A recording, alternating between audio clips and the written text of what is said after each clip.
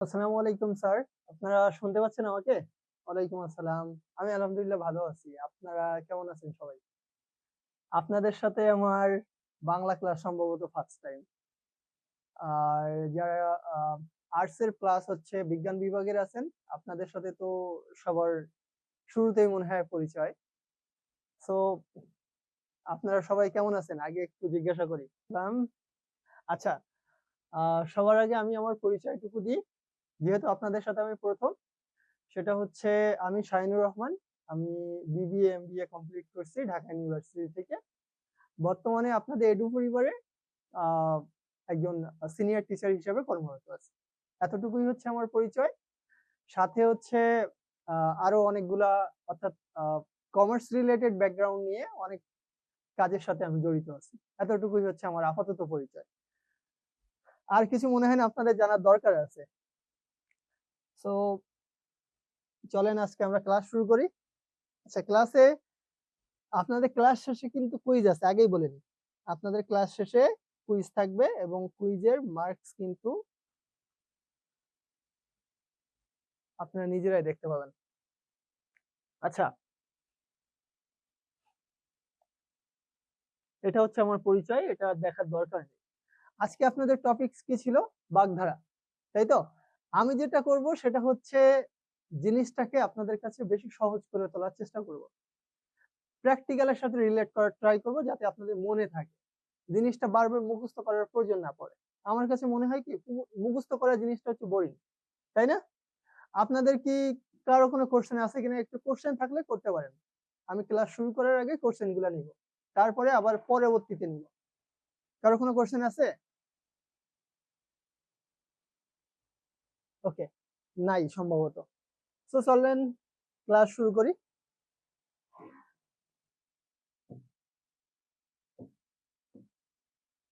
আচ্ছা, বাগধারা জিনিসটা কি সেটা আগে একটু আমাদেরকে জানতে হবে। বাগধারা জিনিসটা হচ্ছে যেটা আমাদের দাদি, নানি, চাচি বা ওই আগের প্রজন্ম থেকে যে শব্দগুলো প্রচলিত আছে, যে শব্দগুলা আমাদের বাস্তব জীবনের সাথে কিছু ঘটনাকে কেন্দ্র করে একটা অর্থ প্রকাশ করে।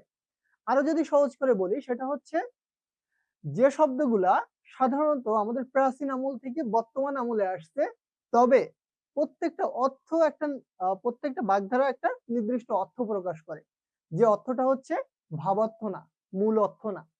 যেমন আমরা যদি প্রথমটার কথা বলি, অক্কা পাওয়া। অক্কা পাওয়া বলতে কোনো শব্দ সাধারণত অক্কা শব্দের ডিরেক্ট কোনো মিনিং হয় না। যদি আমরা এটাকে মনে রাখতে চাই, খুব সহজভাবে মনে রাখবো এভাবে, অক্কা পাওয়া মানে হচ্ছে মারা যাওয়া। মনে করেন কেউ একজন মারা গেছে, সাপোজ আমরা ধরে রাখতে পারি যে হাসিনা মরে গেছে, শেখ হাসিনা মরে গেছে, বুঝছেন? আমাদের হাসু আপা তো আপাতত মৃত আমাদের কাছে, আমরা জানি। তার মানে আমরা এভাবে মনে রাখতে পারি যে হাসু আপা অক্কা পাইছে, তার মানে কি হয়েছে? হাসু আপা মারা গেছে।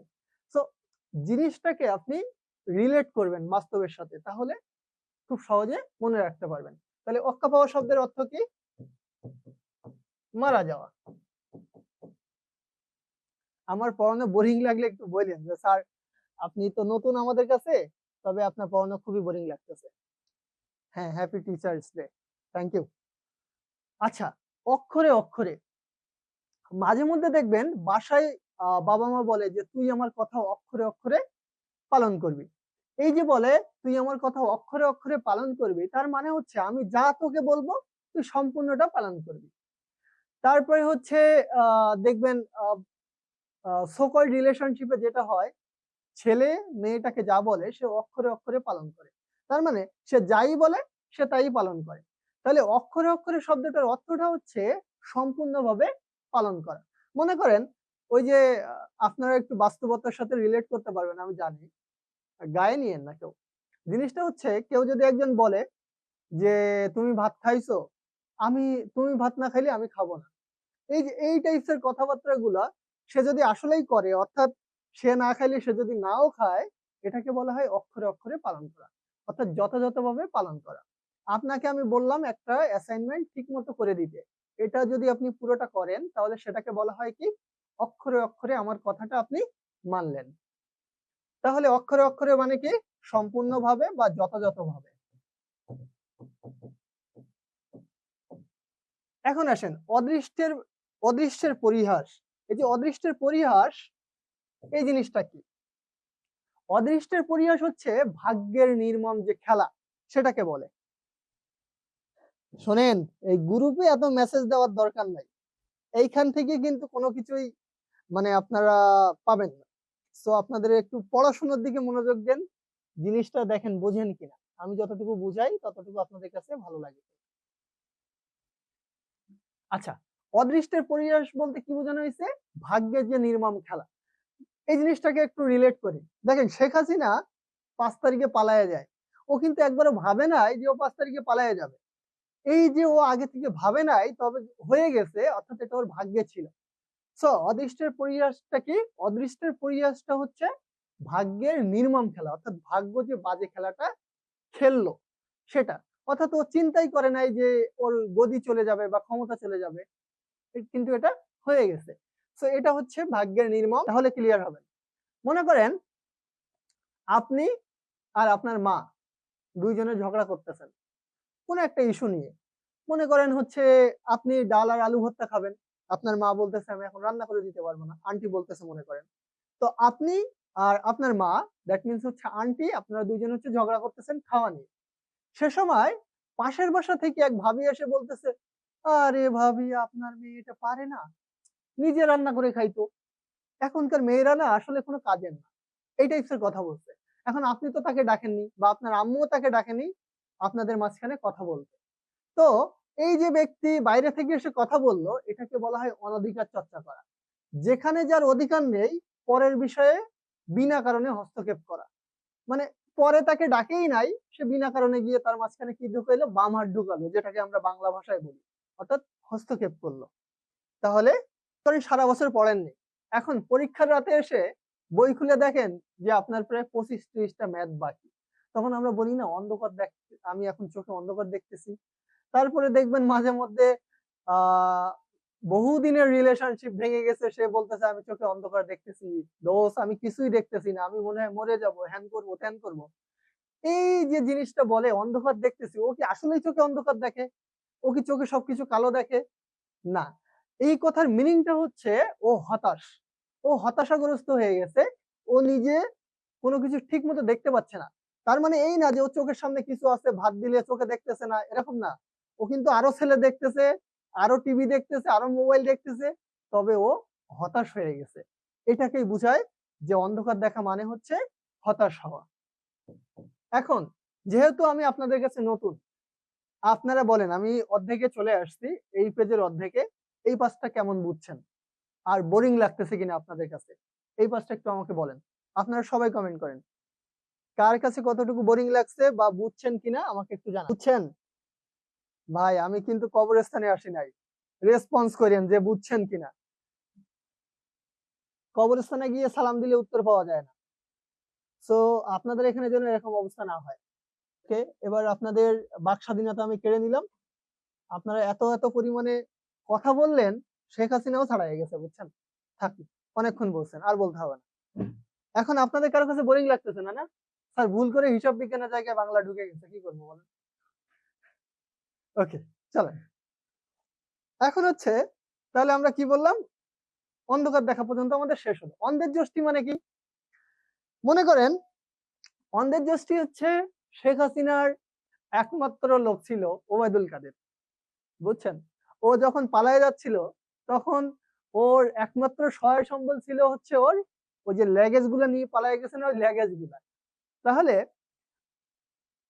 অন্ধের যষ্টি বলতে সাধারণত বোঝায় যার একটাই মাত্র অবলম্বন আছে, অসহায়ের একমাত্র অবলম্বন।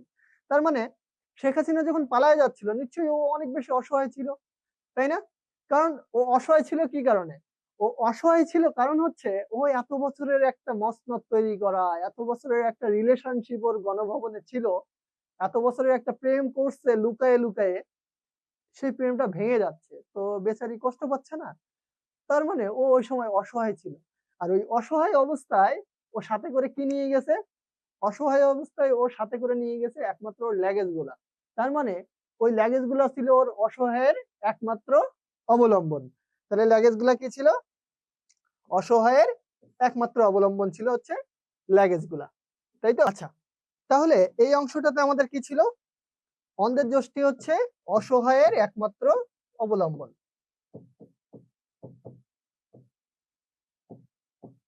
ওই যে মাঝে মধ্যে দেখবেন কেউ বলে যে তোমাকে ছাড়া আমি বাঁচবো না, ওই বেটি ঠিকই বাঁচবে বা ওই বেটা ঠিকই বাঁচবে, ও একটা মিথ্যা কথা বলছে, ভাওতাবাজি করছে, বুঝছেন? ও যেহেতু ঠিকই বাঁচবে, না আমার এই কমেন্ট পড়ে একেবারে শেষ করার দরকার নেই। এখন অন্ধের যষ্টি বলতে অসহায়ের একমাত্র অবলম্বন বলতে মনে করেন একজন ভিক্ষুক ব্যক্তি আছে, সেই ভিক্ষুক ব্যক্তির একমাত্র নাতি বেঁচে আছে শুধুমাত্র, বাকি সবাই অ্যাক্সিডেন্টে বা নৌকা ডুবিতে মারা গেছে। তার মানে ওই অসহায় ব্যক্তির কাছে বা ওই বুড়ির কাছে একমাত্র অবলম্বন হচ্ছে তার নাতি, সেটাকে বলা হচ্ছে অন্ধের যষ্টি। তারপরে হচ্ছে অমাবস্যার চাঁদ, যা সহজে দেখা যায় না, দুর্লভ বস্তু। তাহলে অমাবস্যার চাঁদটা কি? দুর্লভ বস্তু, যা সহজে কি হবে না, দেখা যাবে না। দুর্লভ মানে কি? যাকে সহজে কি করা যায় না, দেখা যায় না।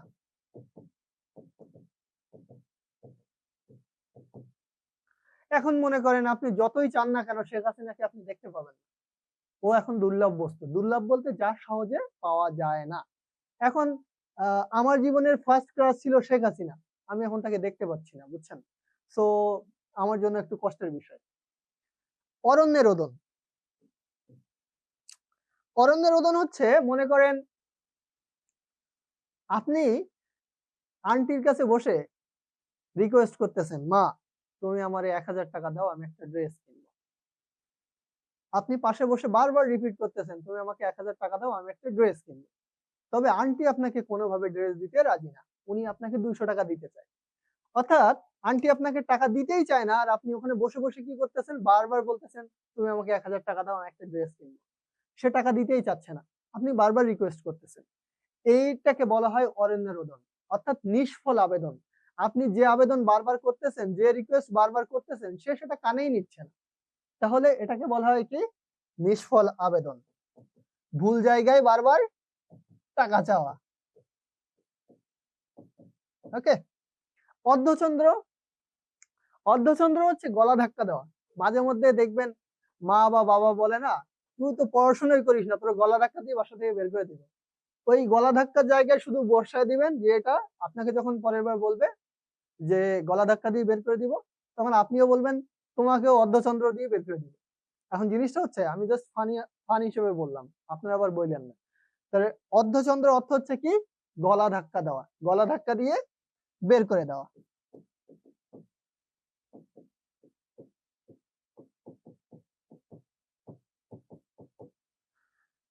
আতে ঘা লাগা মানে স্বার্থে ঘা লাগা। আতে ঘা লাগা মানে কি? স্বার্থে ঘা লাগা। এদের কমেন্টের শেষ নাই, আস্তাগফিরুল্লাহ। আচ্ছা, আমারে ডাকতে ডাকতে তো পাগল হয়ে যাবেন। আজকে ক্লাসের পরে কিন্তু কুইজ আছে, যে বেশি মার্কস পাবে তার জন্য গিফট আছে। ওকে। অর্ধচন্দ্র মানে কি? গলা ধাক্কা দেওয়া শেষ হলো। আতে ঘা লাগা মানে স্বার্থে ঘা লাগা, কষ্ট পাওয়া। মনে করেন সারা বছর হচ্ছে একজন ব্যক্তির সাথে, মনে করেন হচ্ছে আপনার চাচাদের সাথে সারা বছর একটা ভালো সম্পর্ক আছে আপনার বাবার। হঠাৎ করে আপনার বাবা বললো যে আমরা এখন জমি ভাগ করব, কারণ আমার ছেলে মেয়ে পড়াশোনা করাতে হবে, আমি জমিটাকে ভাগ করব। যেই বললো যে আমি জমিটাকে ভাগ করব, সেই দেখবেন যে দুই ভাইয়ের ভেতরে আর কথা নেই, মারামারি বেড়ে গেছে। এটাকে বলা হয় আতে ঘা লাগা বা স্বার্থে ঘা লাগা। অর্থাৎ কি হওয়া? কোনো একটা রিজনে তাদের স্বার্থে ঘা লাগছে, সে কষ্ট পাইছে। তার মানে আতে ঘা লাগা অর্থ হচ্ছে স্বার্থে আঘাত লাগা বা কষ্ট পাওয়া।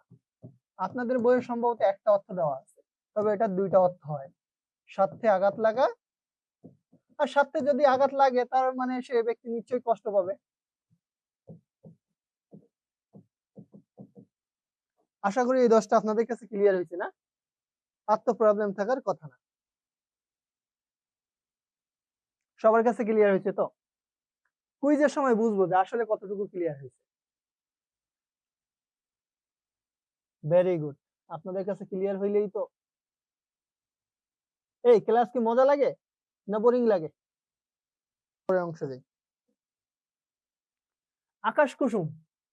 আকাশ কুসুম হচ্ছে মনে করেন আপনি এখনো 9 বা 10 পড়েন, আর আপনার যে সঙ্গী, মানে যারা নিয়ে স্বপ্ন দেখতেছেন, সেটা মনে করেন শেখ হাসিনাও হইতে পারে। আপনি শেখ হাসিনারে নিয়ে স্বপ্ন দেখতেছেন যে তারে বিয়ে করবেন, বাংলাদেশে ফিরাই আনবেন। এরকম কোন একটা স্বপ্ন মনে করেন আপনি দেখতেছেন। এই স্বপ্নের ভেতরে আপনি দেখতেছেন শেখ হাসিনাকে ফিরে আনার সময় আপনি একটা ট্রেন কিনবেন বা প্লেন কিনবেন। প্লেন কিনে আপনারা সারা জীবন ঘুরে ঘুরে বেড়াবেন। এই যে অসম্ভব কিছু চিন্তা করা, আপনি শুয়ে শুয়ে তো চিন্তা করতেই পারেন, কেউ তো নিষেধ করতেছে না। তবে এই অসম্ভব যে চিন্তা করা, এটাকে বলা হয় আকাশ কুসুম। তার মানে অসম্ভব কল্পনা।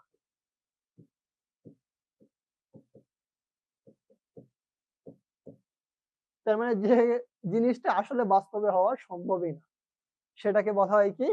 অসম্ভব কল্পনা। এই আকাশ কুসুমটা এখন আমরা প্রায় আপনাদের বয়সের প্রায় সবাই দেখে।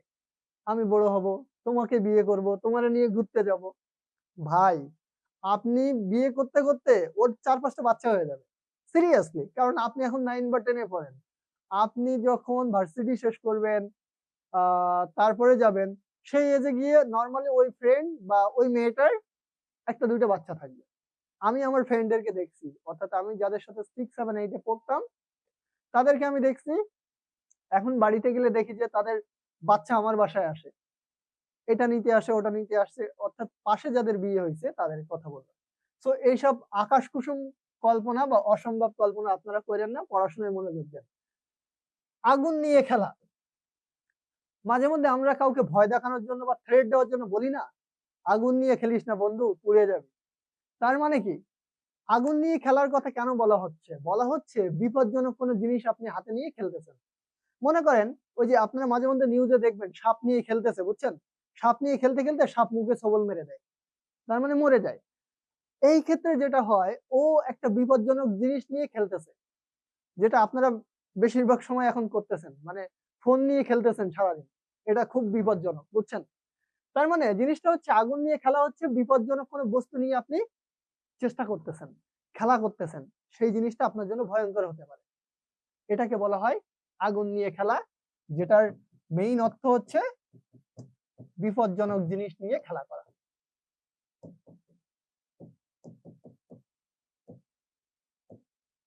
এখন আসেন আঙুল ফুলে কলা গাছ। ভাই, আমার এই আঙুলটা কি মোটা হবে? হবে না তো। হইলো মনে করেন ফেটে গেছে বা কিছু হইলো, এটা ফুলে কলা গাছ হওয়া সম্ভব? সম্ভব না। তাহলে এর বাস্তব অর্থটা কি?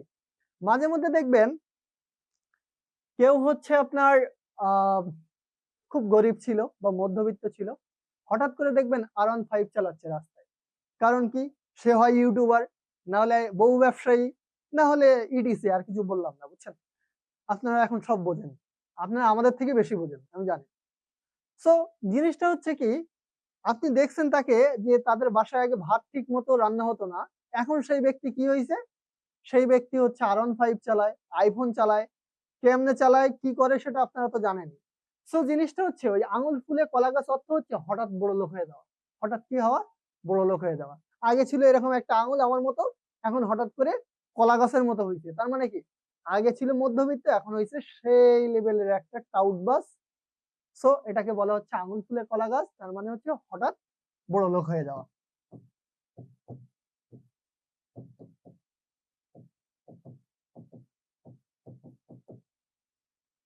এই হচ্ছে অবস্থা। এদের কমেন্ট কাটটা পড়বো।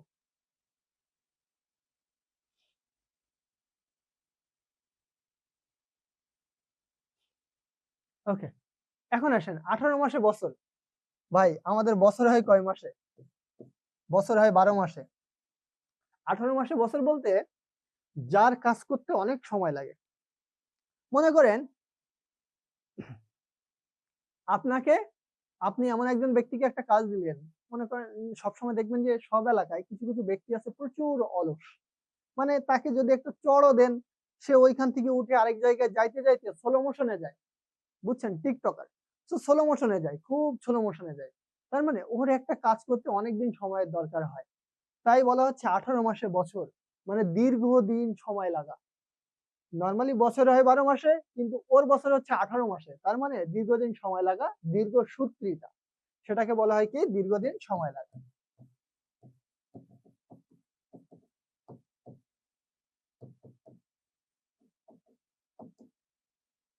এখন আসেন আদা জল খেয়ে লাগা। এই জিনিসটা প্রায় দেখবেন মারা ব্যবহার করে, যে আদা জল খেয়ে ছোটটার পিছে লাগছিস কেন। মানে ছোট ভাই বোন থাকলে বা বড় ভাই বোন থাকলে মারা প্রায় এই শব্দটা ব্যবহার করে, যে তুই আদা জল খেয়ে ওর পিছে লাগছিস কেন। আদা জল খেয়ে লাগার অর্থ হচ্ছে, মনে করেন আপনার ছোট ভাই রাখতেছে না কোনো মতে, বা বড় ভাই রাখতেছে না, আপনি কি করেন, এই ভাইয়া কি করিস, তোর মোবাইলে কি করিস, এই যে বারবার একই কোশ্চেন করেন, তখন সে যায় চেতে। বিষয়টা হচ্ছে এই আদা জল খেয়ে লাগা অর্থ হচ্ছে প্রাণপণ চেষ্টা করা। আপনি সর্বোচ্চ চেষ্টা করতেছেন তাকে রাগানো। শেখ হাসিনাকে তাড়ানোর সময় আমরা কি করছিলাম? শেখ হাসিনাকে তাড়ানোর সময় বাঙালিরা, অর্থাৎ তখন বাংলাদেশিরা প্রায় সবাই প্রাণপণ চেষ্টা করছে, তাই না? দেখেন একটা আন্দোলন কত দূর থেকে কত দূর গেল, শেষে 5ই আগস্ট আসলো, মানুষ কিন্তু ভয় পায় না, রাস্তায় নেমে আসছে। তার মানে মানুষ হচ্ছে প্রাণপণ একটা চেষ্টা করছিল। আদা জল খেয়ে নামছিল কাকে তাড়ানোর জন্য? হাসু আপারে তাড়ানোর জন্য। আপনারা এটা ঠিক করেন, আমার ক্রাশটারে তাড়ায় দিলেন। তার মানে আদা জল খেয়ে লাগা অর্থ হচ্ছে কি? প্রাণপণ চেষ্টা করা। আপনাদের কমেন্ট আমি পড়বো যখন আপনারা কুইজে এক্সাম দিবেন, তখন আমি পড়বো। ওকে, তাহলে কি হবে জানেন? তাহলে যেটা হবে সেটা আমরা একটু পরে দেখবো। আমড়াকাঠের ঢেকি। আমড়াকাঠের ঢেকি মানে হচ্ছে অপদার্থ, যারা দিয়ে কোনো কাজ হয় না। কেন বোঝানো হয়েছে সেটা একটু বলি। আমড়া কাঠ, আমড়া গাছের যে কাঠ হয়, মনে করেন আপনি অনেকটা উপরে আমড়া গাছে উঠছেন এবং ডালটা এরকম মোটা, সেই ডালে যদি আপনি পাও দেন, খুব হালকা পাতলা মানুষও যদি পা দেয়, ওই ডাল ভেঙে পড়ে যায়। মানে এতটা ভঙ্গুর অবস্থা, এতটা বাজে ওই ডালগুলা। তাই বলা হচ্ছে ওই ডাল দিয়ে সাধারণত কিছু বানানো যায় না। আমড়া কাঠ এত বাজে। মানে আপনি যদি একটা ডাল ধরে টান দেন, গাছের পাতা যেমন ছিঁড়ে যায়, ডাল তেমন ছিঁড়ে পড়ে যাবে। ওই ডালগুলো এরকম বাজে। সো তাই বলা হচ্ছে আমড়া কাঠের ঢেকি মানে হচ্ছে অপদার্থ, যারা দিয়ে কোনো কাজে আসে না। আপনারে মনে করেন আপনার বাবা বা মা হচ্ছে আপনাকে বলছে যে রাস্তা থেকে তুই একটু বাজারটা নিয়ে আয়, মানে বাজার করে দিছে একজন, আপনাকে শুধু বাজারটা আনতে বলছে। আপনি গিয়ে বাজারটা নিয়ে আসছেন, লিস্ট নিয়ে আসেন নাই, বা টাকা যে দিছেন সেই টাকার হিসাব না নিয়ে চলে আসছেন, তার মানে আপনি কোনো কাজের না, অপদার্থ। এটাকে বলা হয় অপদার্থ। ওকে, আষাঢ়ে গল্প। মাঝে মধ্যে চাপা মারার জন্য আমরা কি বলি জানেন? আমার মামার কিন্তু R15 আছে, আমার মামা কিন্তু ডিজিএফআই এর কর্মকর্তা, আমার মামা অমুক লোক। ওই যে মোস্তাফিজুর রহমান খেলতেছে না, ওর বাসা কিন্তু আমার ঘরের পাশে, একদম ঘরের থেকে ওর ঘর দেখা যায়। তারপর ওই যে শেখ হাসিনা পালাই গেছে না, তো শেখ হাসিনা তো প্রত্যেকদিন আমাদের বাসায় আসতো পান নিতে। এই যে আজাইরা কথা, ফাও গল্প দেওয়া, এটাকে বলা হয় আষাঢ়ে গল্প, মানে আজগবি গল্প, যেটার কোনো বাস্তব ভিত্তি নেই।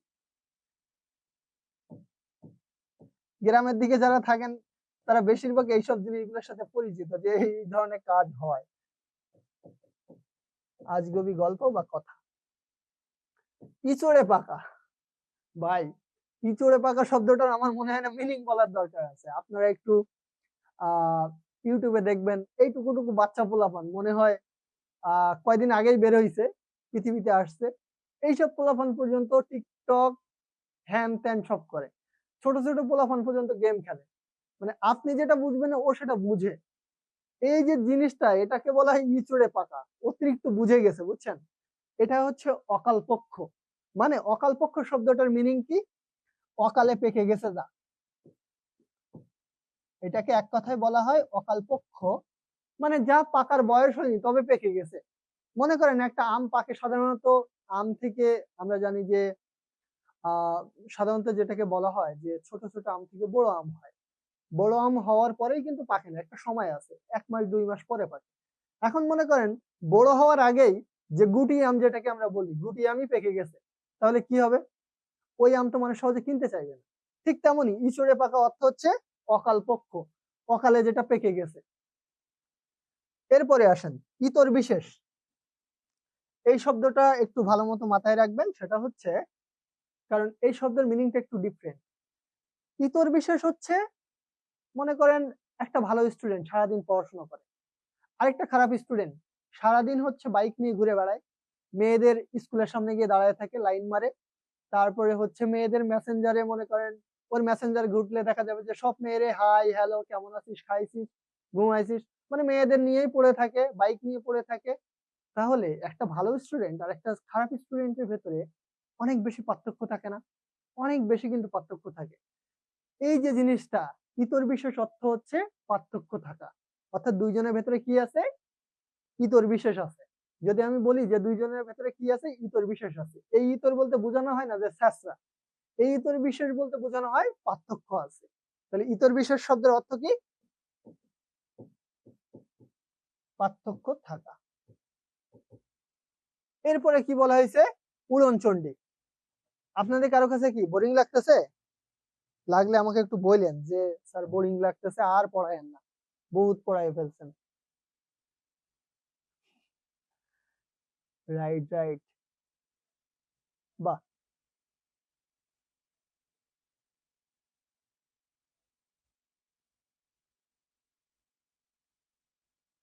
এই আপনাদের কাছে বোরিং লাগে কারো কাছে? কমেন্ট আমি আজকে সব পড়েই যাব ক্লাস থেকে, সমস্যা নেই।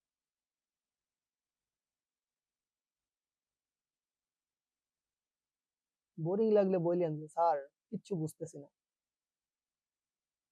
দেখছি দেখছি আপনার মেসেজ আমি দেখতেছি, এতগুলো মেসেজের কথা তো আর আমি বলতে পারতেছি না, এই জন্য আমি দেখতেছি যেটা, তারপর আমি কিছু বলতেছি না, পড়বো সবগুলা।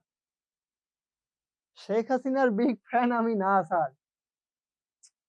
মানে জিনিসটা হয়েছে কি, ছোটবেলা থেকে আহ ওই ওনাকেই বারবার বিটিভিতে যতবার দেখছি ততবার মনে হয় বউয়ের মুখটাও দেখি নাই, এরকম একটা অবস্থা সত্যি বলতে। বিটিভিতে যতবার ওনার চেহারা দেখাইতো, একটা মানুষকে যতবার দেখবেন আপনি তার প্রেমে পড়ে যাবেন না? তো সেই হিসেবে বললাম যে উনি আমার ক্রাশ। বিটিভিতে যে পরিমাণ ওনাকে দেখাইছে বাংলাদেশে, এই পরিমাণ মনে হয় চিনি লবণ আমরা জীবনে খাই নাই, বুঝতে পারছেন? তো এই জন্য বললাম। এখন আসেন উড়নচণ্ডী, এখানে টেনে নিয়ে আসলাম, মিনিং পরে লিখি। উড়নচণ্ডী অর্থ হচ্ছে, মনে করেন আপনি রাস্তায় যাচ্ছেন, যাওয়ার পথে দেখবেন কিছু কিছু ছেলে মেয়ের একটা অভ্যাস থাকে, বাজে অভ্যাস, যা দেখবে তাই কিনবে। ওর সংসার চললো কি চললো না ওর দেখার দরকার না। ও নর্মালি যেটা করে থাকে সেটা হচ্ছে, যখনই যেটা দেখবে ও তখনই সেটা কিনবে, ওর কাজই হচ্ছে এটা। অর্থাৎ যেটা দেখছে ও সেটাই কিনবে। এই যে কাজটা, এই এই ধরনের কাজ করলে কি হয়, সংসারের ঠিকমতো হিসাব রাখা সম্ভব হয় না। এই ধরনের ব্যক্তিদেরকে বলা হয় বেহিসাবি, যারা ইচ্ছা মতো টাকা আনে, ইচ্ছা মতো খরচ করে, অর্থাৎ টাকার কোনো হিসাব রাখে না। এটাকে বলা হয় কি? বেহিসাবি। এই হচ্ছে আপনার মূল যে জিনিস। এই বিষয়টা বুঝতে পারছেন আপনারা?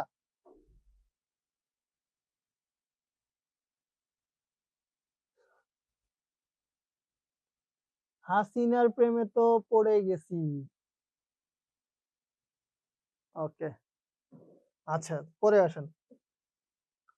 উড়ে এসে জুড়ে বসা।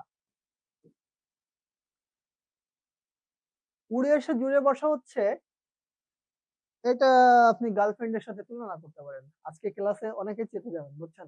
স্যার এসব ফাও কথা বলতেছেন কেন? কিন্তু আসলে বাস্তব জিনিসটা হচ্ছে, সারা বছর 16 বছর 15 বছর আপনার বাপ মা আপনাকে মানুষ করলো, হঠাৎ করে এক পোলা আসলো আপনার জীবনে, বা এক মেয়ে আসলো আপনার জীবনে, আসার পরে 2 মাস যাইতে বললো না, আপনি আপনার মারে বা বাবারে বললেন ওরে ছাড়া আমি বাঁচবো না, ওরে যদি না এনে দাও মরে যাবো। কি খেয়ে মরে যাবো? দড়ি খেয়ে মরে যাবো, আর বিষ গলায় ঢেলে দিব। এরকম মনে করেন ফাও কথাবার্তা বলেন যে হচ্ছে ওর জন্য আমি বাঁচবো না। এখন বিষয়টা হচ্ছে, আপনার মা বা বাবা আপনাকে 15 বছর মানুষ করছে, আর কোন জায়গার কে আসলো তার জন্য আপনি সব করে ফেলবেন। এটাকে বলা হয় উড়ে এসে জুড়ে বসা। ওই মেয়েটা বা ওই ছেলেটা আপনার জীবনে উড়ে এসে জুড়ে বসছে, মানে সে ছিল না, হঠাৎ করে অপ্রত্যাশিত ভাবে আপনার জীবনে এসে সবটা দখল করে নিছে। এখন আপনার বাপ মারও কোনো ভ্যালু নাই, ভাই বোনেরও ভ্যালু নাই, সব হচ্ছে সে। এটাকে বলা হয় উড়ে এসে জুড়ে বসা, অপ্রত্যাশিত ভাবে সবকিছু দখল করা।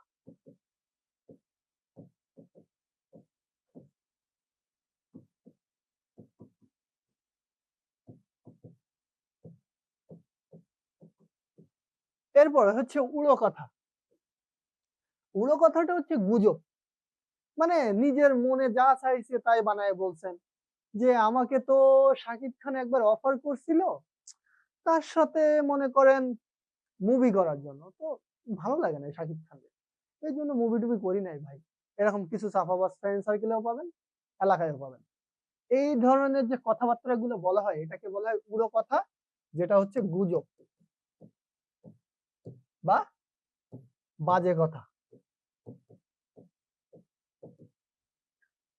উড়ো চিঠি, মনে করেন আপনাকে কেউ একজন চিঠি পাঠাইছে, সেই চিঠিতে কারোর নাম লেখা নাই, কারোর ঠিকানা লেখা নাই, কিচ্ছু লেখা নাই। সেই চিঠিতে শুধু লেখা আছে যে আমি তোরে খুন করব, সাপোজ এটা লেখা আছে, যে ওই চিঠিতে আর কিচ্ছু লেখা নাই, শুধু লেখা আছে আমি তোরে খুন করব। এই যে বলছে আমি তোরে খুন করব, এখন আপনি তারা কই খুঁজে পাবেন? ওই চিঠি তো না আছে ঠিকানা, না আছে কিছু।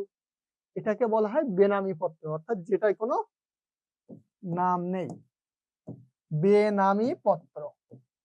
অর্থাৎ যেটাই কোনো কি নেই, নাম নেই, নাম না থাকাকে বলা হয় বেনামি পত্র। ছোটবেলায় পড়ছেন না, প্রেরক প্রাপক, এগুলো তো ছোটবেলায় পড়ছেন। এই ধরনের কোনো কিছু নেই, তখন সেটাকে কি বলা হবে? বেনামি পত্র। কমেন্টের বন্যা বয়ে যাচ্ছে। উত্তম মধ্যম, মনে করেন আপনারা তো পড়াশোনা করেন না, এই যে পড়াশোনা করেন না এই জন্য আমি আপনাদেরকে ধরে ইচ্ছা মতো পিটাইলাম। এই যে ইচ্ছা মতো পিটাইলাম, এই পিটানোটাকে বা মারাটাকে বলা হয় উত্তম মধ্যম দেওয়া। তাহলে পিটানোটাকে কি বলা হয়? উত্তম মধ্যম দেওয়া, যেটার সহজ ভাষা বা শুদ্ধ ভাষা হচ্ছে প্রহার করা। প্রহার করা মানে হচ্ছে পিটানো। 19 আর 20, এই হচ্ছে 19 আর 20। মাঝে মধ্যে দেখবেন বাপ মারে বলতে যে সামান্য 19-20 হইলেই তুমি আমার সাথে ঝগড়া বাঁধাও, যে সামান্য 19-20 হইলেই তুমি আমার সাথে ঝগড়া বাঁধাও, এটার অর্থ হচ্ছে সামান্য পার্থক্য হওয়া। মনে করেন আপনি নুডলস রান্না করতে গেছেন, আপনি চাইছিলেন পারফেক্ট করতে, কিন্তু একটু লবণ বেশি হয়ে গেছে, এটাকে বলা হয় 19-20 হয়ে যাওয়া, সামান্য পার্থক্য হয়ে যাওয়া। তাহলে 19-20 অর্থ হচ্ছে সামান্য পার্থক্য। এক কথার মানুষ মানে যে যেটা বলবে, সে ব্যক্তি যেটা বলবে সেটাই হচ্ছে করবে, এটাকে বলা হয় এক কথার মানুষ। অর্থাৎ যে ব্যক্তি দৃঢ় সংকল্প, ও যেটা বলবে সেটাই করবে, তাকে বলা হয় দৃঢ় সংকল্প। এটা হচ্ছে আমার ক্রাশ, বুঝছেন? শেখ হাসিনা, সে বলছিল আমি গদি ছাড়বো না, আমাকে যদি উঠায় গদি থেকে ফেলাইও দেওয়া হয় তাও আমি গদিতে বসে থাকবো। এই হচ্ছে দৃঢ় সংকল্প মানুষ, অর্থাৎ এক কথার মানুষ। সে ক্ষমতা ছেড়ে যাবেই না, দেখছেন যাইতেও চায় না, আপনারা তাড়া দিচ্ছেন বলে ভয়ে একটু পালাইছে, আবার কিছুদিন পরে আসতেও পারে। তার মানে এক কথার মানুষ অর্থ হচ্ছে কি? দৃঢ় সংকল্প, সে যেটা করতে চাইছে সেটাই সে করবে, এটা হচ্ছে দৃঢ় সংকল্প। এখন আসেন এক ঢিলে হচ্ছে দুই পাখি মারা। আমি একটু পরে সেই কাজটা করব, কিভাবে? আপনাদেরকে কুইজ দিব আর বসে বসে আপনাদের মেসেজ গুলো চেক করব।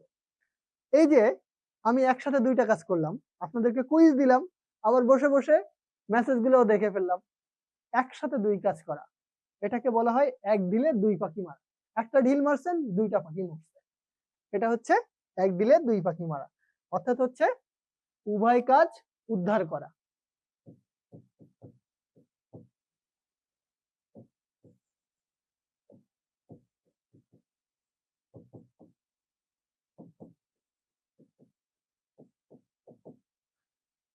যার যা ইচ্ছা কমেন্ট করে রাখেন, আমি দেখতেছি একটু পরে।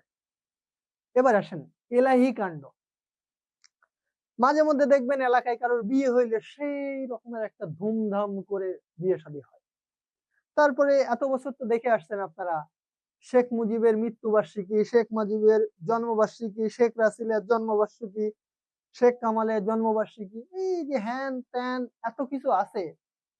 সব ব্যক্তিদের কি করা হতো, যদিও আমি তাদেরকে স্পেসিফিক করে বলতেছি না, যেই ক্ষমতায় আসে বাংলাদেশে সেটাই হয়। তো বিষয়টা হচ্ছে তাদের নাক ফুটানো দিবস পর্যন্ত মনে করেন সেই লেভেলের একটা আয়োজন করে করছে তারা সব সময়। মনে করেন কারণ নাক ফুটাবে, কেউ ওয়াশরুমে যাবে জীবনে প্রথমবার, সেটা নিয়েও ব্লগ করে। এই যে ছোট ছোট জিনিস নিয়ে তারা বড় আকারের একটা আয়োজন করে, এটাকে বলা হয় এলাহি কাণ্ড। তার মানে কি? ছোট জিনিসের জন্য বিরাট আয়োজন করা।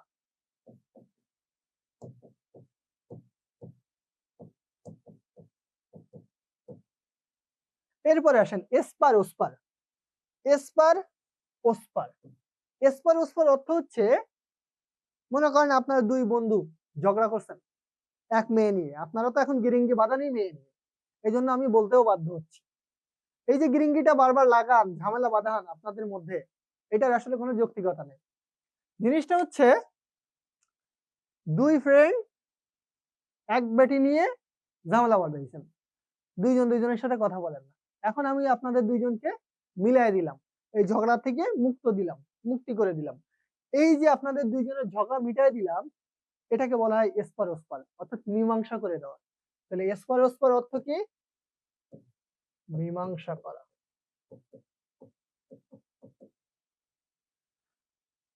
ওজন বুঝে চলা। জিনিসটা মনে করেন আপনি হচ্ছে একজন রিক্সাওয়ালাকে আজকে গিয়ে, মানে রিক্সাওয়ালার সাথে একটু ফ্রেন্ডলি হয়েছেন, আমি বলতেছি না যে হবেন না, তবে সবার ক্ষেত্রে সেম। মনে করেন আজকে গিয়ে একজন রিক্সাওয়ালার সাথে ফ্রেন্ডলি হইলেন, কথা বলতেছেন, তার সাথে হাঁটতেছেন। কালকে গিয়ে বা পরশু গিয়ে 2 দিন পরে গিয়ে দেখবেন ওই লোকটা আপনারে বলবে, এই শালা একটা সিগারেট আন, একটা বিড়ি আন, বা 1 কাপ চা নিয়ে আয়। এই যে একটা কথা আপনাকে বললো, তখন কিন্তু আপনার গায়ে লাগবে যে ও আমাকে এভাবে ট্রিট করলো, আপনার একটু গায়ে লাগবে, ইগোতে লাগবে। তো ওজন বুঝে চলা হচ্ছে নিজের আত্মসম্মান বজায় রেখে চলা। মনে করেন এক জায়গায় কেউ কথা বলতেছে, আপনি তার মাঝখানে গিয়ে বললেন, আরে এ তো আমিও পারি, আমার বাপ পারে। এই যে ফাও কথাটা বললেন, ও কিন্তু, ওরা হয়তো তাৎক্ষণিক আপনাকে কিছু বলবে না, পরে গিয়ে বলবে শালা তো বাটপারের বাপও বাটপার, আপনারা কিন্তু একটা ফাও কথা বলবে। তো জিনিসটা হচ্ছে আপনি আপনার আত্মসম্মান নিজে রাখতে পারেন। এই যে ওজন বুঝে চলা বলতে নিজের যতটুকু আত্মসম্মান বোধ আছে সেটা বজায় রেখে চলা, সেটাকে নষ্ট না করে ফেলা, এটা হচ্ছে ওজন বুঝে চলা, অর্থাৎ আত্মসম্মান বোধ বজায় রাখা।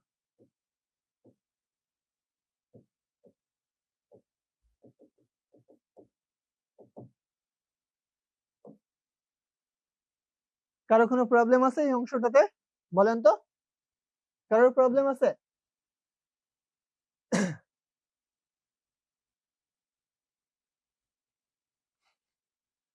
আমার যা মাথায় আসে আমি তাই বলি, আমারে কেউ আটকানোর নাই, বুঝছেন?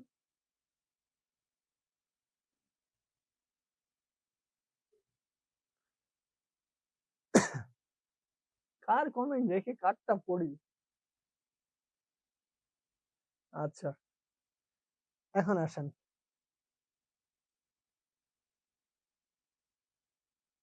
কচু কাটা করা। কচু কাটা করা অর্থ হচ্ছে মাঝে মধ্যে পড়াশোনা না করলে মা দেখেন এসে বলে, তোর বাপ যদি বাসায় আসছে না, তোরে কিন্তু কেটে কচু কাটা করে ছেড়ে দিবে।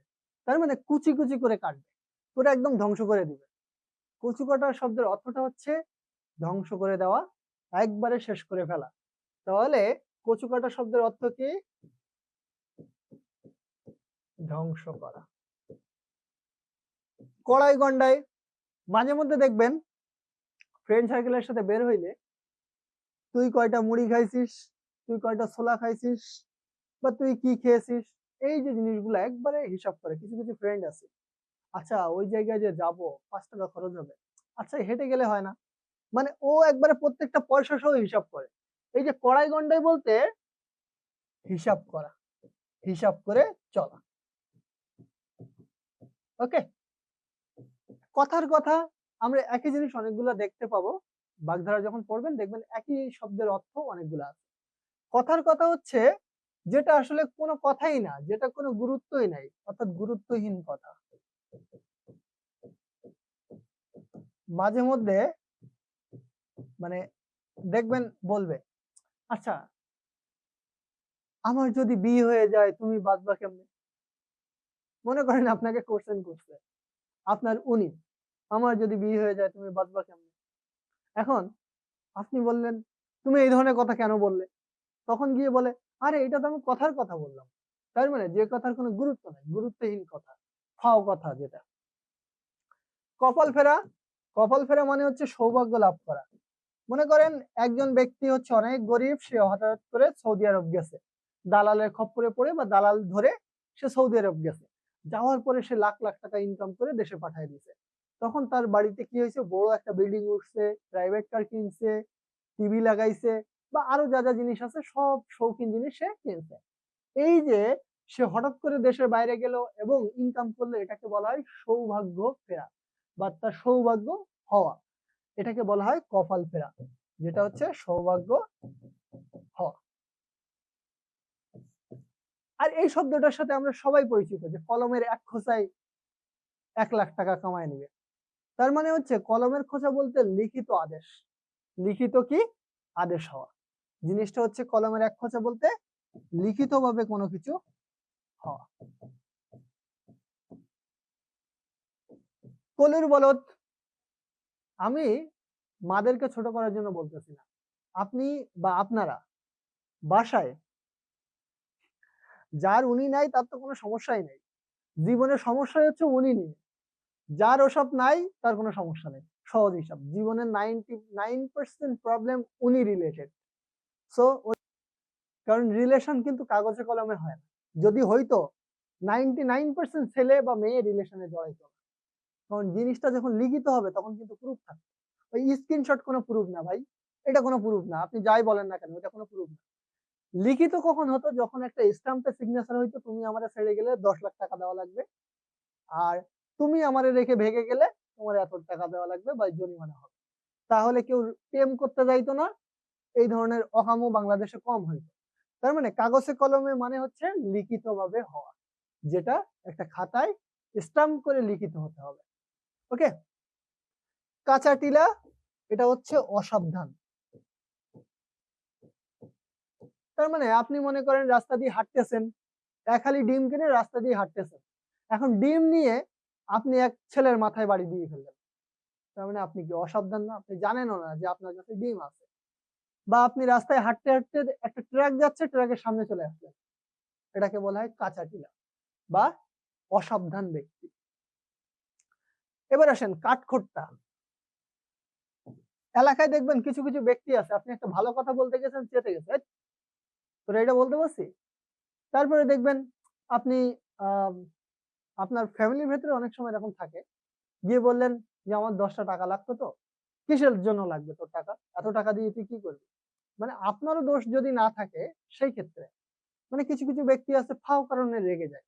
এই ধরনের ব্যক্তিদের ভেতরে কোনো রস নেই, তাই এদেরকে বলা হয় কি? নিরস। কাঠখোট্টা মানে কি? নিরস ব্যক্তি, যার ভেতরে কোনো রসই নেই। এই হচ্ছে ছিল আমাদের 40টা বাগধারা। আমার মনে হয়, আশা করি যে 40টা আমি আপনাদেরকে দেখাইলাম এগুলো আপনারা না পড়লেও পারবেন, তাই না? বলেন তো, পারবেন না? হ্যাঁ, আপনাদের সব ঠিকঠাক আছে, আপনাদের সব ঠিকঠাক আছে। তাহলে আজকের ক্লাস এখানে শেষ করি স্যার, ঠিক আছে? হ্যাঁ, আমি আপনাদের সবার রেজাল্টটা দেখছি, আজকের ক্লাস এখানে শেষ করে দিই। নিশাদ বলেন। হ্যাঁ, আমার মনে আছে। ওয়ালাইকুম আসসালাম। আর হচ্ছে নেক্সট ক্লাসে আপনারা লেকচার শিট পেয়ে যাবেন, কেমন? আল্লাহ হাফেজ, আসসালামু আলাইকুম।